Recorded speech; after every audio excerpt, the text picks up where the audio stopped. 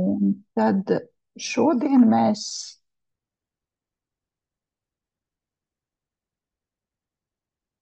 dažus kavētājus vēl jāielaiž. Un šodien tad mēs runājam par to, kādas atbalsta iespējas ir projektiem, kad Latgales kopienas vēlas sadarboties ar Sēlijas kopienām.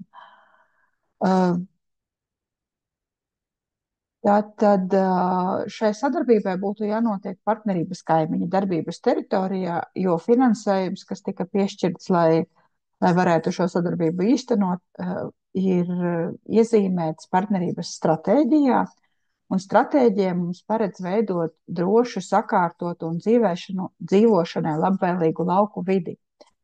Un ar šiem te sadarbības projektiem tad mēs vēlamies veidot arī stipras Latgales un Sēlijas kopienas un to kopienu identitāti. Kopumā, lai īstenotu stratēģiju gan uzņēmēju darbības atbalstam, gan arī dažādām citām aktivitātēm, ir mums piešķirti 1 682 eiro. Un šobrīd tad ir izsludināts arī uzņēmējdarbības finansējums, kur projektus var iesniegt līdz 20. februārim. Un tāpat arī sadarbības projekti un jauniešu iniciatīvas. Ja? Cik labāk atradīšos no naudas? Es domāju, ka mikrofons ieslēgts. Ja? Tālāk par pašu partnerību runājot, tad partnerība kaimiņi ir nevalstiska organizācija, kurai ir 40 biedri, kur lēmumus pieņem 18 padomes locekļi un uz pilnu slodzi strādā 2 darbinieki. Fiziski mūsu birojas atrodas Subatē, bet uz konsultācijām vai kā savādāk mēs braucam visā Augšdaugavas novada teritorijā.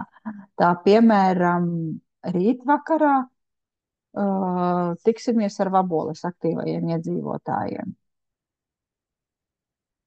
Runājot par sabiedriskā labuma projektiem, kas tika īstenoti partnerības teritorijā iepriekšējā plānošanas periodā, tad pamatā tās visas aktivitātes, kas tika īstenotas, bija vērstas uz infrastruktūras sakārtošanu, gan lielākā, gan mazākā mērogā, gan dažādus rotaļa laukumus un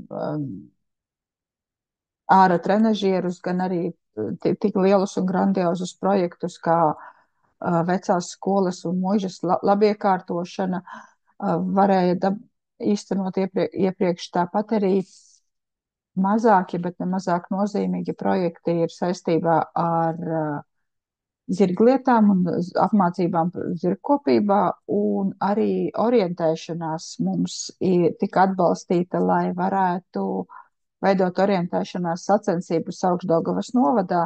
Tika veidotas kartes Līksnas pagastā un vēl dažos, no galvas nepateikšu kuros, bet, respektīvi, šīs te atjaunotās orientēšanās kartes un pašas sacensības arī ir notikušas.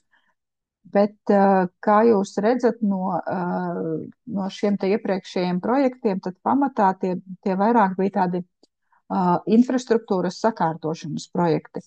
Mazāk mēs pievērsamies tādām kopienas stiprināšanas aktivitātēm, kas varētu būt mācības vai pieredzes apmaiņas.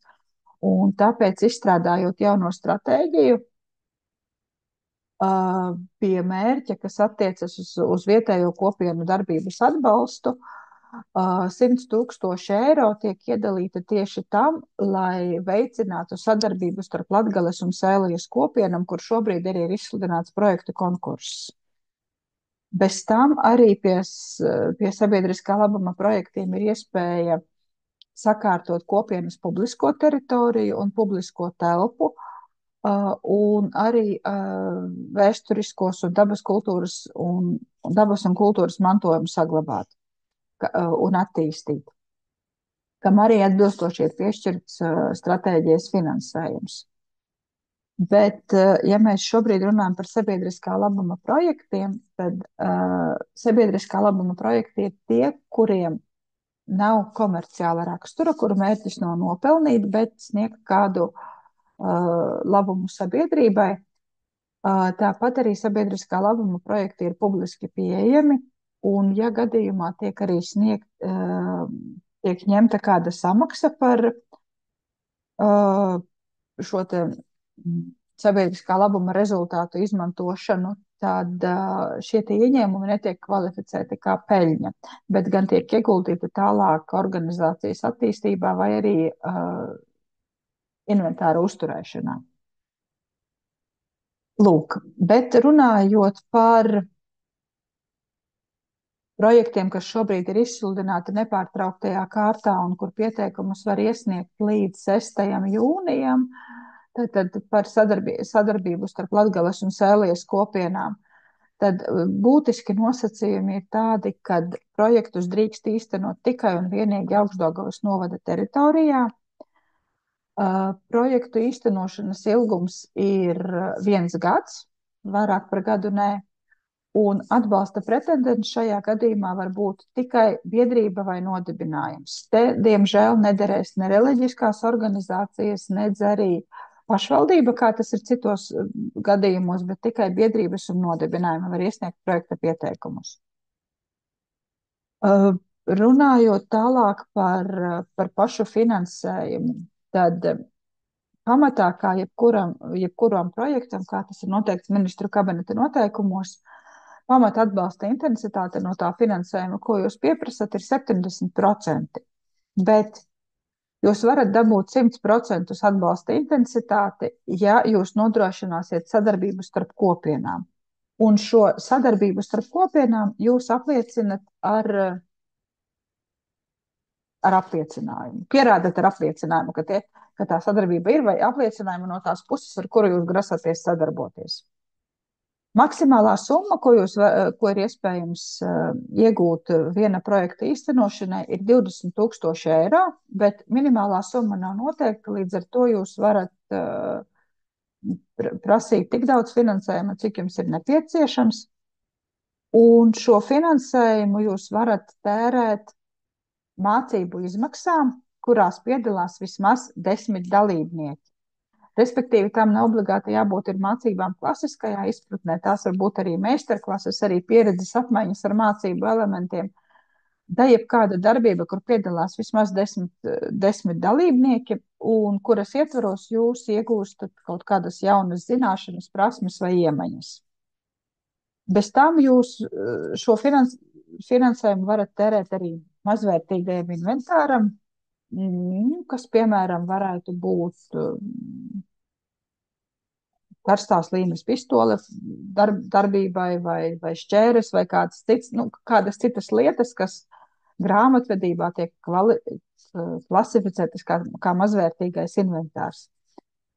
Tāpat arī finansējums var tikt tērēts materiāliem mācību nodrošināšanai. Tātad, ja, piemēram, jūs veidojat kroņu darināšanas meistarklasi, tad visi izēja materiāli, pērlītes un stiepītes un kas tik tur viss tam ir nepieciešams, arī var tikt iegādāti projekta ietvaros. Bez tam projekta ietvaros var arī sekt projekta iesnieguma sagatavošanas izmaksas. Pārējās visas izmaksas īsti projekta ietvaros sekt nevarēs.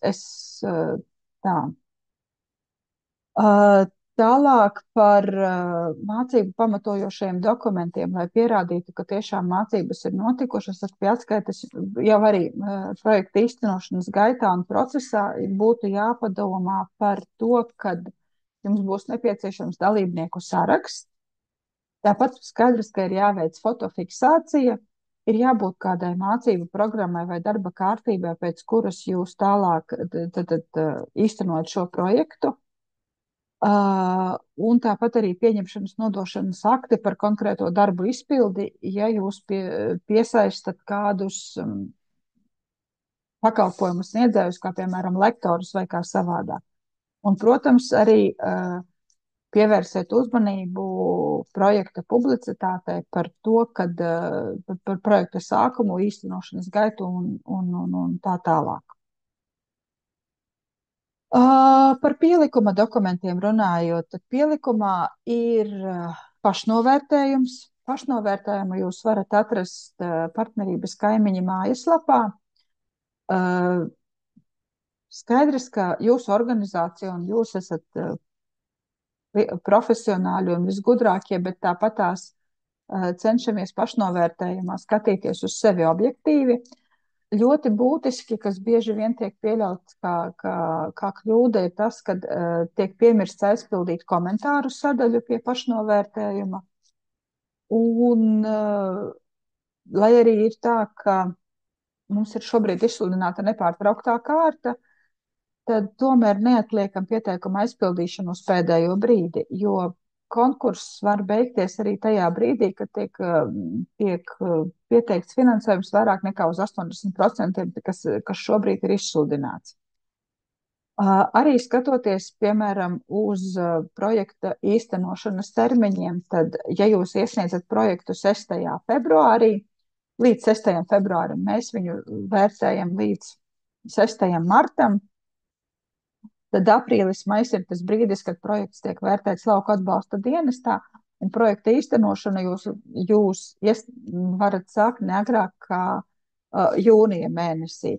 Tāpēc arī plānojot mācību vai pieredzes apmaiņas norisi, skatieties, kurā, teiksim, šo te salīdzinoši ilgo projektu vērtēšanas laiku, lai nesanāk tā, ka jūs kādus pārgājienus aktīvās atpūtas ieplānojat laikā, kad tas īsti nav gluži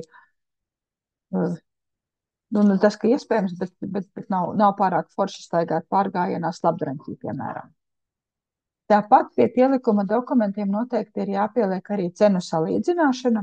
Cenu salīdzināšana par, piemēram, lektora pakalpojumiem vai meistarklases nodrošināšanas pakalpojumiem vai kā savādāk. Valdes lēmums par to, kad jūs par dalību projektā un par finansējumu pieejamību, bet šī gadījumā atšķirībā no jauniešu iniciatīvām ir tā, ka lauka atbalsta dienests jums maksās avansa maksājumu. Un tad es saprotu, ja jūs tiekat līdz 100% finansējumam, kas ir salīdzinoši viegli iegūstams, pierādot sadarbību starp kopienām, tad praktiski par līdzfinansējumu projektam jums īsti pat nebūtu jāraizējas, jo jūs saņemat avansu, jūs īstenojat aktivitāti, atskaitaties lauku atbalsta dienestam un projekts ir īstenots. Pie pielikuma dokumentiem mēs tāpat arī teiksim, gribētu redzēt mācību tāmi, kā veidojas jūsu tās izmaksas, kas tiek iekļautas projektā, un pasākumu programmu vai darba kārtību, un skaidrs, ka arī apliecinājumi par sadarbību, kas ir specifiskais vērtēšanas kritērijs, kas tātad dod jums iespēju saņemt šo te 100% atbalsta intensitāti. Par vērtēšanas kritērijiem. Vērtēšanas kritēriji mums ir iedalīti divās grupās, kur pirmajā grupā ir pamatvērtēšanas kritēriji, kur jums būtu jāsaņem minimāli 7 punkti, kas ir projekta pielikumu kvalitāte, vai ne tikai kvalitāte, bet arī vai visi dokumenti, kas ir nepieciešami, ir pielikti klāt pie projekta pieteikuma, un šī gadījumā tad arī tiek vērtēta projekta pielikumu kvalitāte, respektīvi, vai ir skenētie dokumenti salasāmi, vai, piemēram, viens līgums, kas ir uz, teiksim, 3 lapām, pielikumos ir salikts arī uz 3 lapām, vai tomēr vienā PDF dokumentā, un šādi jautājumi. Tad nākošais kritērijs ir projekta aktualitāte, cik tas ir būtiski un svarīgi mācīties vai apgūt pieredzi no kādas konkrētas kopienas tieši šajā jautājumā. Tas ir projekta pamatojums, projekta mērķis, vai tas atbilst jūsu organizācijas vai jūsu kopienas darbībai un interesēm. Mērķa grupa, cik tā būs liela, kas piedalīsies mācībās, kāds labums viņiem būs no tā, ka viņi šo pieredzi iegūs un mācīsies. Budžets, cik detalizēti viņš ir saplānots, vai cenas ir atbilstošas vidējām tirgus cenām, vai nav kādi sadārdzinājumi. vai visas iespējamās izmaksas ir iekļautas un līdzīgi. Tāpat arī tiks vērtēta biedrība, kas iesniedz projektu vai tās pieredze un nepieciešamie resursi, tātad vai piesaistīt brīvprātīgos vai kāda iepriekšējā pieredze un tā tālāk.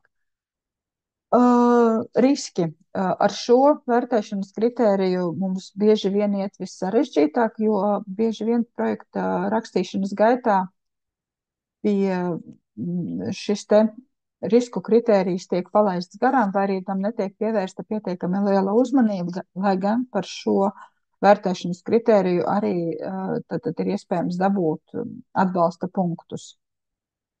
Un, protams, arī pats projekta plānojums, vai cik loģiski ir sakārtotas aktivitātes, kā plānota projekta īstenošanas gaita, vai par visu tie ir padomāts tīri no plānošanas viedokļa. Teiksim, projekta loģiskais plānojums arī atbilstoši tiek vērtēts. Un minimālais punktu skaits, kas ir nepieciešams, lai mēs tālāk vispār skatītos uz specifiskajiem vērtēšanas kritērijiem, ir 7 punkti. Šos visus vērtēšanas kritērijus jūs varat arī atrast pašnovērtējumā. Atbilstoši tam tad arī tas ir jāaizpilda. Un specifiskie vērtēšanas kritēriji, par kuriem minimālais punktu skaits ir 3 punkti, par cik, kā es jau teicu, tad mēs, tad ir inovācija, un inovācijā maksimālais punktu skaits ir 5. Jūs varat dabūt, teiksim, papildus punktus par inovācijas veidu, kas ir, piemēram, ja projekta ietvaros jūs veidojat kādu sadarbības tīklu, kas tālāk turpinās darboties arī pēc projekta. Sadarbības tīklu pēc interesēm vai sadarbības tīklu pēc, atkarībā no jūsu projekta.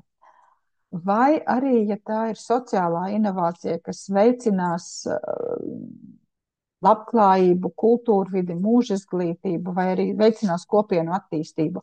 Bet tad šīs inovācijas jums projekta pieteikumā ir arī jāsniedz šīs inovācijas apraksts.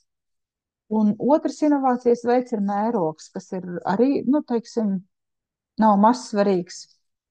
Tātad, ja jūs piedāvājat īstenot kaut ko pavisam jaunu un nebijušu visā partnerības teritorijā, kas būs grūtāk sasniedzams, ja jūsu inovācijas skar pagasta mērogu vai tās teritoriālās vienības mērogu, kurā projekts tiek īstenots, vai, piemēram, pilsētas mērogs, mūsu gadījumā būs Ilūkste vai Subate, vai arī tā ir inovācija, kas ir nelielā mērogā, respektīvi jūsu organizācijas ietvaros vai kopienas ietvaros, kurā arī atbilstoši tiks īstenots projekts. Un tad attiecīgi par inovācijas mērogu, ja tā ir partnerības teritorija, tad tie ir 3 punkti, pagasta teritorijā 2 un organizācijas mērogā 1 punkts. Tālāk pie specifiskajiem kritērijiem ir sadarbība, arī atbilstoši, vai sadarbība tiek plānota starp kopienām Latgalē un Sēlijā Augšdaugavas novada mērogā, respektīvi, kad Augšdaugavas novada kopienas savstarpēji mainās pieredzē. Vai arī tiek piesaistīta kāda kopiena ārpus partnerības teritorijas, kas tiek, šī gadījumā mēs pie viņiem nevarēsim doties, bet viņi pie mums gan pieredzes apmaiņās un mācību semināros. Jo atceraties, ka projekta īstenošanas vieta ir Augšdaugavas novada teritorija. Un tad atbilstoši ir 2 punkti, ja tā ir ārpus partnerības teritorijas Augšdaugavas novada, un 1 punkts, ja tas ir partnerības teritorijas ietvaros. Un tad ir nākošais kritērijs, ar kuru šobrīd ar svaigu aci skatoties uz vērtēšanas kritērijiem, saprotu, ka esam iešāvuši sev kājā, bet to mēs varēsim mainīt tajā brīdī, kad tiks veikta stratēģijas, kad beigsies konkurss nepārtrauktā kārta. Redzēs, kā šobrīd ies ar projektu īstenošanu un vērtēšanu.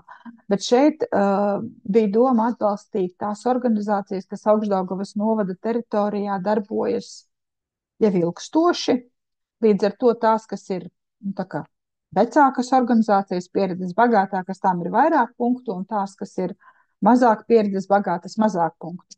Bet tas nenozīmē, ka projekta pieteikumu nevar iesniegt arī organizācija, kas nav reģistrēta Augstdaugavas novada teritorijā. Viņa var būt reģistrēta de jebkur, bet šī gadījumā tas punktu skaits netiks saņemts, bet tos minimālos 3 punktus, kas ir nepieciešami specifiskajos kritērijos, tad būtu iespējams saņemt pie sadarbības, kad tiks pieaicinātas kopienas, kas ir ārpus partnerības darbības teritorijas, un skatoties uz inovācijām, kas attīsta kopienas un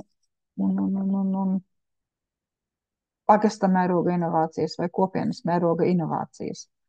Lūk, kā es jau minēju, tad šis stāsts ir jauns mūsu stratēģijā. Līdz šim mēs tādus projektus vēl neesam nedz apstiprinājuši, nedz arī ieviesuši. Tāpēc aicināšu mācīties kopā, jo jā, šāda pieredze mums vēl nav, bet cerams, ka viņa būs gana radoša un interesanta, lai mēs turpinātu arī tālāk ar inovatīviem un interesantiem kopienas stiprinošiem mācību projektiem. Tātad tradicionāli projektu pieteikumus iesniedzam elektroniskajā pieteikšanās sistēmā. Lai to izdarītu, biedrībai jābūt reģistrētai lauku atbalsta dienestā. Un par visām tehniskajām detaļām un par pieteikumu veidlapas aizpildīšanu ir arī video partnerības mājaslapā, kur Daiga Gargurna stāsta par pieteikumu veidlapas aizpildīšanas niansēm. Un tad šobrīd laikam tas īsumā par šo jauno izsludināto projektu kārtu ir viss, un tad tagad atbildēsim uz jautājumiem. Tikai